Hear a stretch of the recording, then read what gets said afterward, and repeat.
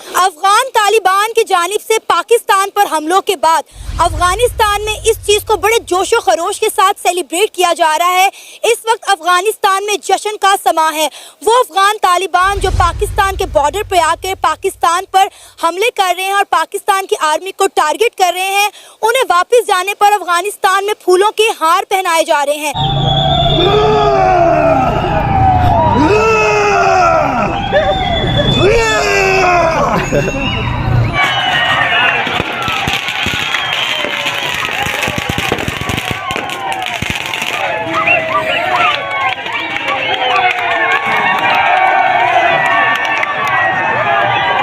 खबर आपको दें, वजीर खारजा इसहाक डार की सऊदी हम मनसब शहजादा फैसल बिन फरहान से टेलीफोनिक गुफ्तगू हुई है। दोनों रहनुमाओं का इलाकाई सूरत हाल पर तबादला ख्याल किया गया है। इंडिया से ये पैसे लेते हैं, मोदी के ये यार हैं। देयर इज नो कोइंसिडेंस कि मोदी का दौरा इसराइल का खत्म हुआ, वहां उसने मुआहिदा किया इसराइल के साथ कि हम एलाए हैं और हम अफगानिस्तान की मदद करेंगे। फिर उसने कहा कि ऑपरेशन सिंदूर 2 शुरू होने वाला है और उसके चंद ही घंटों बाद इन तालिबान ने, जो मोदी के भिखारी हैं, मोदी के गुलाम हैं, उन्होंने पाकिस्तान पर हमला कर दिया। नाज़रीन इकराम, इस वक्त इंतहाई अहम तरीन और तशवीशनाक डेवलपमेंट्स हैं जो आपके सामने रखनी है। 3 बड़ी खबरें। लाहौर में खुदकुश बमबार दाखिल हो चुके हैं।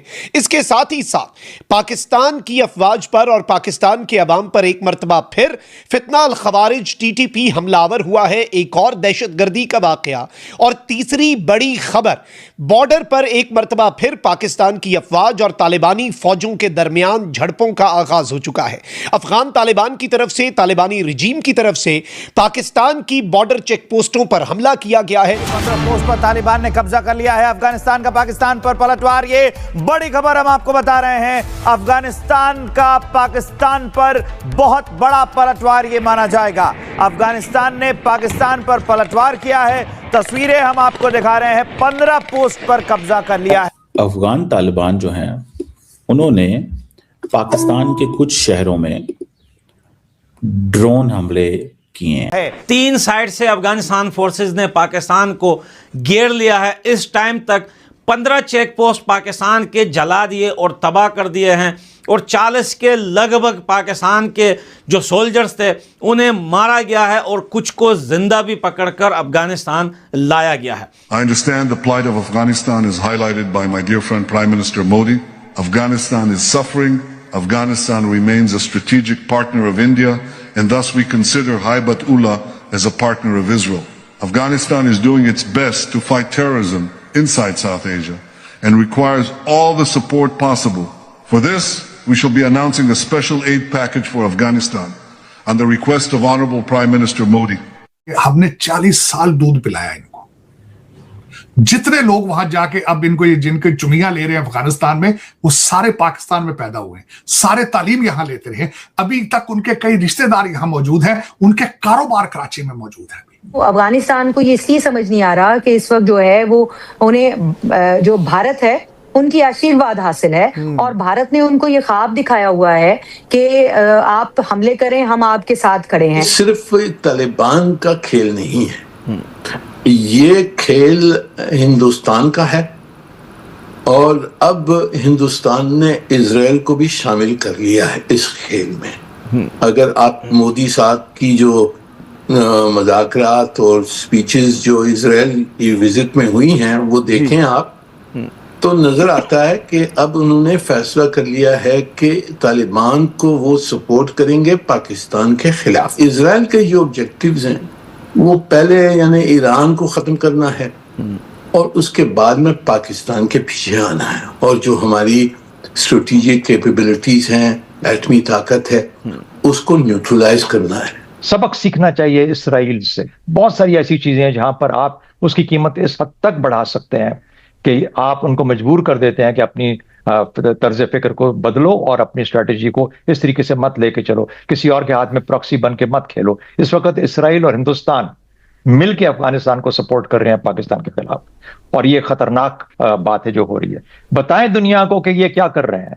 ये 1998 से लेकर 2001 तक का जो तालिबान रजीम था उससे ज्यादा खतरनाक है। जरूरी नहीं कि 9/11 होगा तो उसके बाद होश आएगी कि ये कितनी खतरनाक रजीम है। मुल्ला उमर से ये ज्यादा खतरनाक है।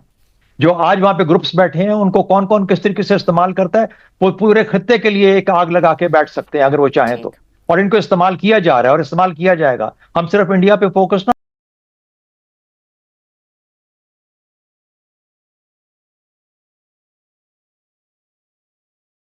इनके पास ये ड्रोन्स कहां से आए? किसने दिए इनको ये ड्रोन्स? कौन है इनका स्पॉन्सर? कौन है इनका स्पॉन्सर जनाब? कौन है जो इनको ड्रोन देता है? हम तो ये जानना चाहते हैं ना, कौन है जो इनको ड्रोन देता है? कौन है जो समझता है कि यार ये इनके पास ही सब कुछ होना चाहिए? कि मुसलमानों को मार रहा है, मुसलमानों को मारने के अहकाम जारी कर रहा है। पूरी मुस्लिम उम्मा में एक न्यूक्लियर पावर स्टेट है, वो है पाकिस्तान। उसके खिलाफ इसने जंग शुरू की हुई है। अब पाकिस्तान की इस्टेब्लिशमेंट को भी ये समझ आ गई होगी कि उस वक्त लोग कहते थे कि इन सांपों को मत पालें, लेकिन इन सांपों को पाकिस्तान ने पाला। और ये सांप है, इनको जितना दूध पिलाएंगे ये अपना जहर जरूर आपके अंदर दाखिल करें। तालिबान का जो जहर है, ये मखलूक जो है, इनके बारे में जो लोग आज तक 40-50 साल में कहते रहे वो बिल्कुल दुरुस्त है। हम भी उन्हीं में शामिल थे, लेकिन पाकिस्तान की हुकूमत की कुछ पॉलिसी ऐसी रही है जिसकी वजह से हमें इतने नुकसान उठाना पड़े। आपको यह बताऊं कि शहबाज शरीफ के घर से बिल्कुल 100 किलोमीटर के आसपास जो है अफगानिस्तान तालिबान ने वहां पर स्ट्राइक किया है। शहबाज शरीफ, पाकिस्तान का प्राइम मिनिस्टर, शहबाज शरीफ के घर से सिर्फ 100 मीटर दूर जो है वहां पर भी जाकर गोले लगे हैं। आप यकीन करें, पाकिस्तान इस टाइम इतना घबराया हुआ है और ये फाइट अभी रुकी नहीं है, अभी भी लगातार चल रही है। क्योंकि हमने इनको कई बार समझाया था कि अफगानिस्तान पर स्ट्राइक करने की दोबारा बेवकूफ़ी मत करना। पाकिस्तान अपनी बेवकूफ़ियों से बाज नहीं आया। पाकिस्तान को इतना बड़ा नुकसान कल रात से अभी तक हुआ है और ऐसी लड़ाई इस टाइम जो है सरहदों पे चल रही है, ऐसी लड़ाई ड्यूरिंग लाइन पे चल रही है कि अफगानिस्तान के तालिबान रात के अंधेरे में अब पाकिस्तान के अंदर घुस गए थे और बहुत सारी चौकियां इनकी तबाह कर दी, बहुत सारी गाड़ियां इनकी पकड़ के लेके आए। ये सब कुछ हुआ क्यों? और इस टाइम भी जो है क्लैश चल रहा है, फाइट हो रही है ड्यूरिंग लाइन पर। स्पिन बोल्दक, तोरखम, पख्तिया, खोस्त, कुनड़, हर तरफ से पाकिस्तान के ऊपर ऐसा बारूद बरसाया जा रहा है, तोप टैंक से मारा जा रहा है, मिसाइल दागे जा रहे हैं पाकिस्तान के ऊपर के उसको उसकी नानी याद आ गई। याद रखना कि पाकिस्तान ने अफगानिस्तान के ऊपर 6 महीनों के अंदर 4 बार एयर स्ट्राइक किया। 3 से 4 बार एयर स्ट्राइक अफगानिस्तान के ऊपर होता है। अफगानिस्तान की सरकार पाकिस्तान को बार बार रिपीट करके समझाती है कि अफगानिस्तान के ऊपर एयर स्ट्राइक ना करो, बच्चों को और सिविलियन को निशाना मत बनाओ। हम किसी को इजाज़त नहीं देते कि वो हमारे देश पर आकर एयर स्ट्राइक करे। हम जवाब दे भी सकते हैं, लेकिन हम आपको फिर भी समझा रहे हैं कि इन चीज़ों से कुछ नहीं बनेगा। हम जंग नहीं चाहते। हम दुनिया में किसी देश के साथ बिना किसी मतलब के जंग नहीं चाहते। लेकिन जवाब में पाकिस्तान की मीडिया ने यही रिप्लाई करते हुए कहा कि जो काम अमेरिका अधूरा छोड़ के गया है वो काम हम पूरा करेंगे। यानी कि जो काम यूएसए कर रहा था वो काम पाकिस्तान पैसे लेकर अब अफगानिस्तान में करना चाहता है। उसी के जवाब में आज अफगानिस्तान के फोर्सेस ने 3 साइड से पाकिस्तान पे हमला करते हुए 15 चौकियां इनकी जलाकर तबाह कर दी और 40 के लगभग पाकिस्तानी आर्मी को ऊपर बिना टिकट के भेज दिया है और कुछ को जिंदा पकड़ के लेके आए हैं। दोस्तों याद रहे कि पहले भी स्पिन बोल्दक के वार में अफगानिस्तान ने 3 पाकिस्तानी सोल्जर पकड़े थे, जिसे 4 से 5 महीने के बाद इंसान का बच्चा बनाकर उन्हें वापस पहले रमज़ान पाकिस्तान को रिटर्न कर दी। जैसे ही अफगानिस्तान की सरकार वहां पर पाकिस्तानी सोल्जर को रिटर्न करती है, इंसानियत के नाते, ह्यूमन राइट्स को देखते हुए, ह्यूमैनिटी को देखते हुए कि भाई ये इंसान है, रोज़ा है, अब चलो यार इतने महीने रख लिया, इंसानियत की खातिर रिटर्न कर दिया।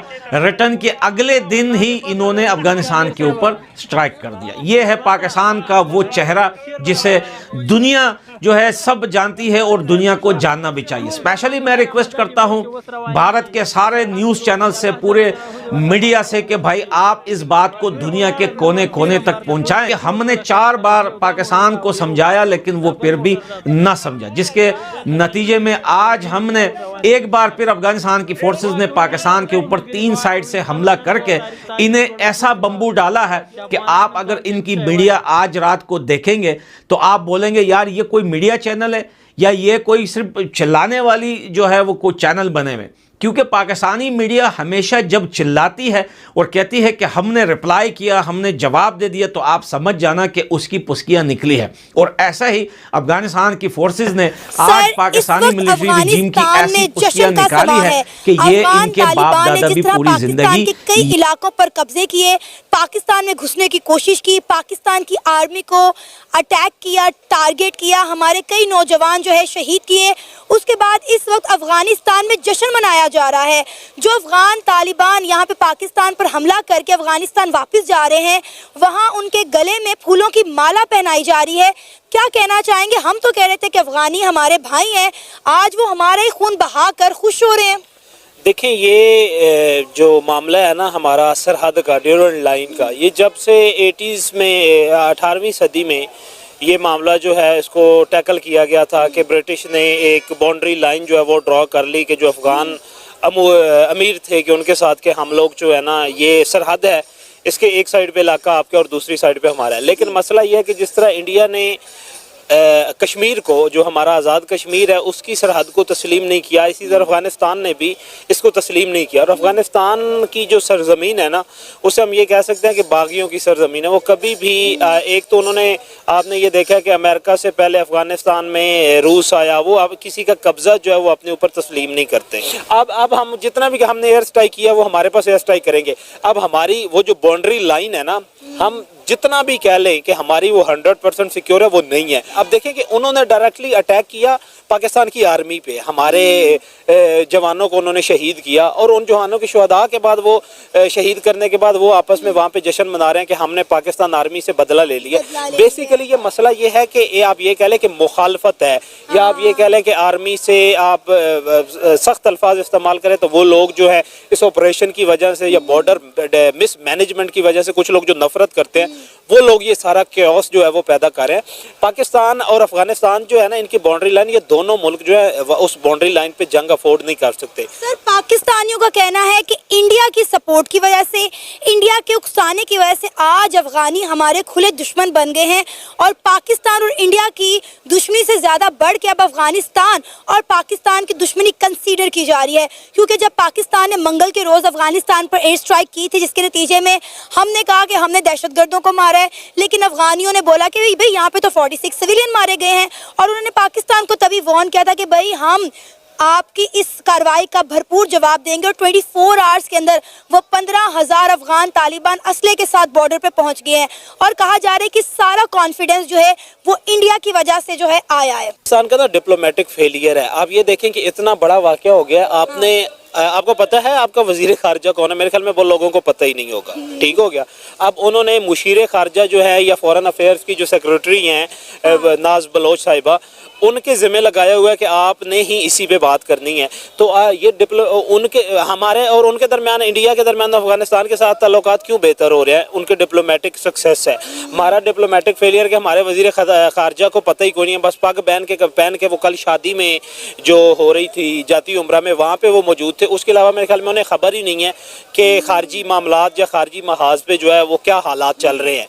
तो ये अगर देखें, आपके पास कोई एक डिप्लोमेटिक फॉरेन मिनिस्टर होता तो वो इन मामलात को टेबल टॉक से हल कर सकता था। पाकिस्तान में अगर एक संजीदा गवर्नमेंट होती, पाकिस्तान के अंदर इंटरनली जो है वो इत्तेफाक होता, तो ये मामलात हल किए जा सकते। आप ये देखें कि जो पाकिस्तान के मौजूदा हालात हैं ना, इसकी वजह से, और आप ये देखें कि जिस तरह आपने रिचर्ड ग्रैनल की वो ट्वीट्स का मामला जो है वो शुरू हो गया, तो पाकिस्तान में एक शख्स को कैद करने के सिलसिले में ना बाउंड्री लाइन पे अफगानिस्तान को हमने मुखालिफ बना दिया हुआ है।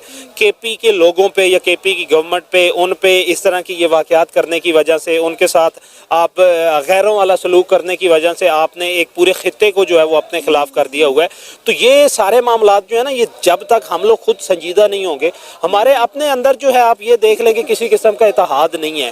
आपने एक गवर्नमेंट बना दी है, जैसी भी बनाई है, फिर उस गवर्नमेंट के बाद फैशिज्म का जो निज़ाम आपने चलाया हुआ है उसको आप ख़त्म करने पे रेडी नहीं है। और दिन ब दिन जो है आप एक सियासी जमात को जिसकी 95% पॉपुलैरिटी, आप कहीं पे भी कोई सर्वे उठा कर उसको आप क्रश करेंगे, वो जमात जिसकी आप लेके 100